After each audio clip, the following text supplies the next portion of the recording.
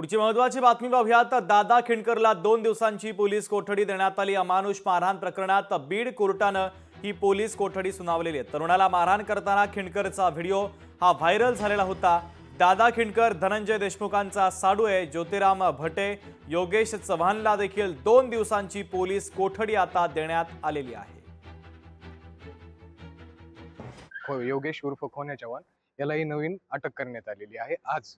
आता त्याच्यासोबत पोलिसांनी पीसीआर यादी घेऊन आली 3 दिवसाची। त्याच्यामध्ये पोलिसांचं असं म्हणणं आलं आहे की तिघांचा संयुक्तिक तपास करण्यासाठी आम्हाला 3 दिवसाची पोलीस कोठडीची गरज आहे।